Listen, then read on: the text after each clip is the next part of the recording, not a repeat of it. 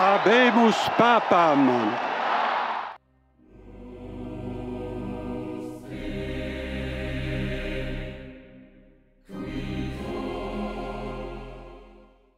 Recentemente, o novo Papa foi eleito após a morte do Papa Francisco.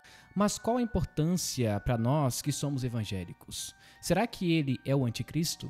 Qual o seu papel no mundo e a sua relevância?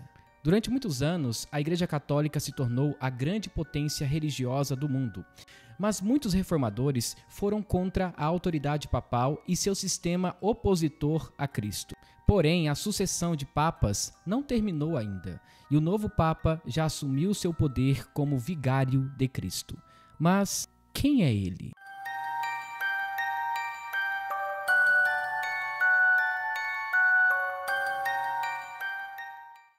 Robert Francis Prevost, nascido em Chicago em 1955, é o novo Papa, adotando o nome de Leão XIV. Ele é o primeiro Papa norte-americano da história e também o primeiro da Ordem de Santo Agostinho a ocupar o cargo.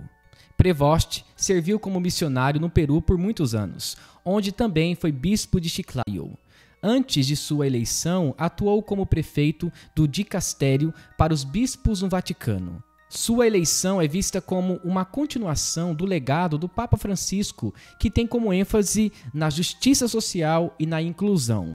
Apesar de sua imagem de reformador, o novo Papa enfrentou acusações muito sérias.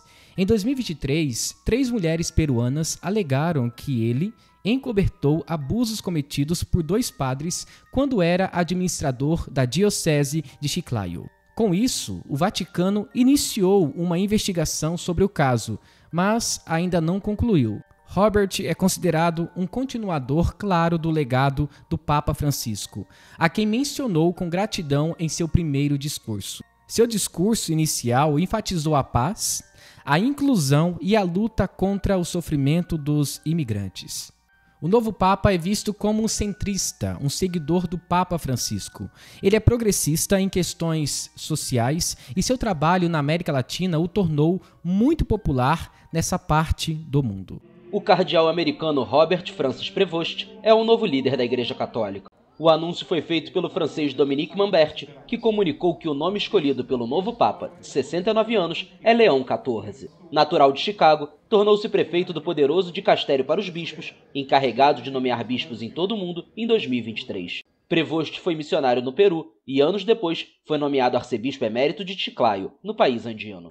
Entretanto, Prevost criticou a declaração do Papa Francisco de 2023, que permitiu que os padres católicos abençoassem casais que não são casados, incluindo casais do mesmo sexo, comentando que a decisão poderia comprometer a Igreja em partes da África onde a homossexualidade ainda é um tabu.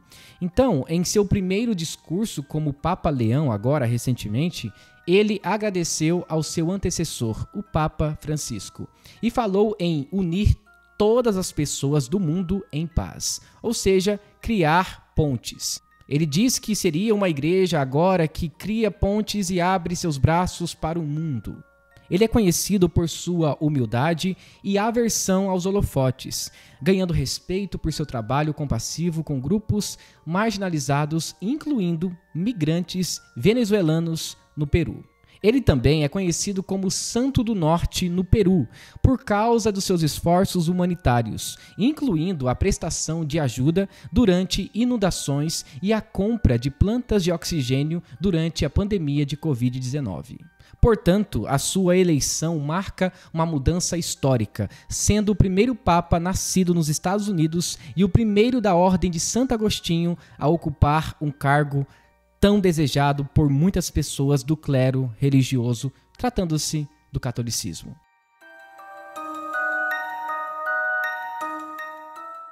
A visão evangélica sobre o papado para os cristãos fiéis às Escrituras é que o Papa é espiritualmente irrelevante. Ele não detém nenhuma autoridade legítima sobre a Igreja de Cristo, pois toda a autoridade verdadeira procede da palavra de Deus e não de um sistema clerical construído por homens. Portanto, o papado é uma usurpação da glória de Cristo e um obstáculo à simplicidade do Evangelho. A reforma protestante foi, em grande parte, uma reação contra os abusos e pretensões do papado. Práticas como a venda de indulgências e a corrupção moral dos papas foram duramente criticadas por reformadores como Martinho Lutero e João Calvino. Eles denunciaram o papado como uma instituição que se opunha ao verdadeiro evangelho de Cristo. Os reformadores associavam o papado ao espírito do anticristo. A Confissão de Fé de Westminster afirma: não se pode reconhecer ao Papa de Roma qualquer jurisdição sobre qualquer igreja. Antes, ele é o anticristo, o homem do pecado, o filho da perdição, que se exalta na igreja contra Cristo e contra tudo o que se chama Deus. A Confissão de Fé de Westminster entende que o sistema papal é completamente contrário à vontade de Deus e é um tipo de anticristo, ou seja, está em oposição ao próprio Cristo. Charles Spurgeon, um pregador batista conhecido como Príncipe dos Pregadores, disse: de todos os sonhos que já iludiram os homens, e provavelmente de todas as blasfêmias que já foram proferidas, nunca houve uma que fosse mais absurda e que fosse mais frutífera em toda a maldade do que a ideia de que o bispo de Roma pode ser a cabeça da Igreja de Jesus Cristo. Essa afirmação resume com precisão o erro profundo do papado. Ao se intitular Vigário de Cristo, o Papa não apenas usurpa o lugar que pertence exclusivamente a Jesus, mas também se coloca como instrumento de engano e corrupção espiritual. Afirmar que o Papa é o Vigário de Cristo é atribuir a um homem uma autoridade espiritual suprema que jamais foi concedida por Deus. A própria Escritura declara que a salvação está unicamente em Jesus Cristo e não em qualquer representante humano. Pedro, que muitos erroneamente consideram o primeiro Papa, jamais reivindicou tal posição. Pelo contrário, ele se identificou como um presbítero entre outros e não como um governante sobre a Igreja. Essa ideia de que uma figura central governa toda a Igreja Universal é estranha, e no Novo Testamento não encontramos passagens que realmente comprovem isso. Isso é incompatível com o modelo apostólico da liderança cristã. Então, para nós, protestantes, o Papa não tem qualquer relevância espiritual. Ele não possui nenhuma autoridade sobre o povo de Deus, porque a única autoridade legítima para a Igreja é a palavra de Deus.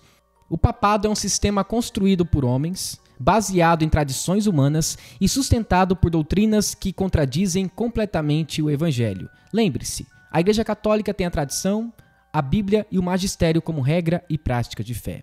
Porque a Igreja Católica tinha como fonte de autoridade a Bíblia, a tradição e o magistério católico, que era o conjunto de doutores encabeçado pelo Papa. Então, a Bíblia está no mesmo pé de igualdade da tradição. Onde é que você encontra a doutrina do purgatório, da virgindade perpétua de Maria? Não é na Bíblia, mas na tradição. Alguém colocou isso e foi passando de geração para geração. De geração para geração. E aí Lutero disse não. Só a Bíblia.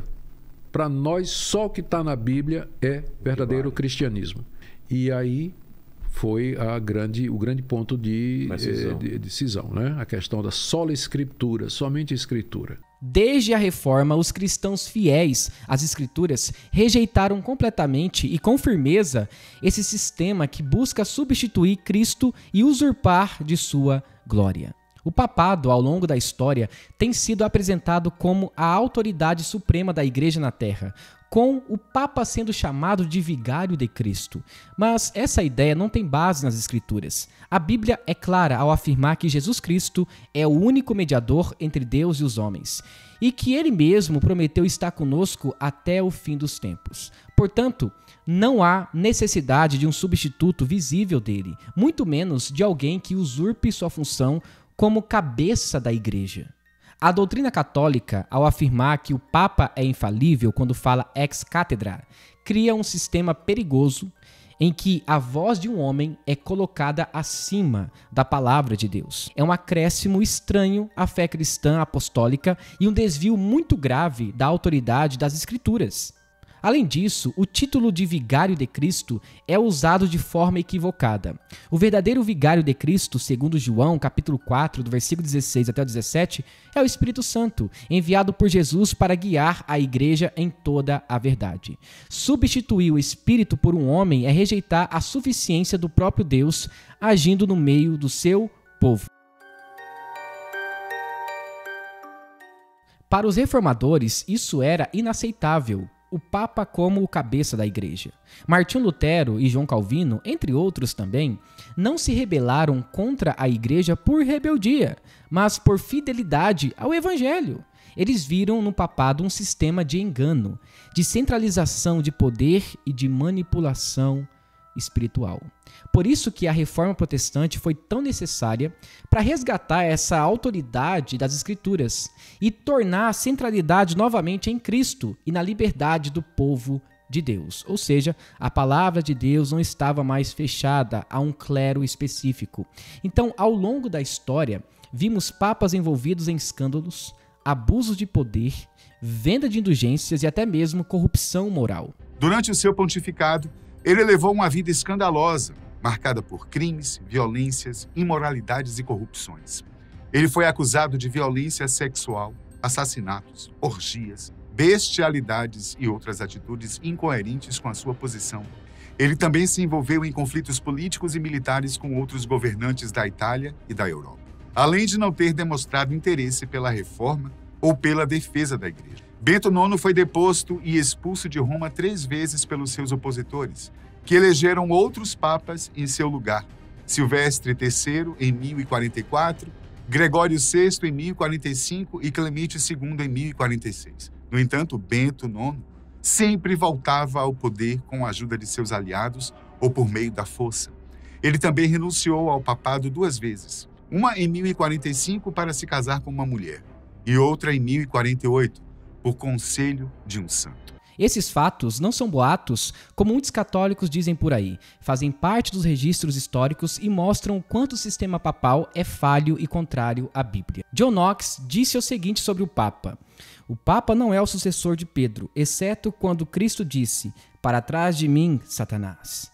Atualmente, com a eleição do novo Papa, muitos celebraram a continuidade de um sistema muito antigo. Entretanto, para nós, evangélicos, não há nada de novo. A figura do Papa, independentemente de seu nome, continua representando um sistema religioso que se opõe à suficiência de Cristo e à clareza das Escrituras. É claro que nós reconhecemos a importância de respeitar as pessoas, inclusive os católicos, mas isso não nos obriga a aceitar ou silenciar diante de erros doutrinários e heréticos. O amor pela verdade exige clareza e firmeza. Não odiamos o Papa como pessoa, mas rejeitamos com convicção tudo o que o papado representa. Sendo assim, Jesus Cristo é o cabeça da igreja e não o Papa. Jesus é soberano, sem precisar de representantes terrenos que ocupem o seu lugar. Como reformados, devemos manter a nossa fé na palavra de Deus, o nosso olhar fixo em Cristo e nossa missão em proclamar o evangelho puro. Por fim, todo o sistema papal é considerado um tipo de oposição a Cristo, ou seja, um anticristo.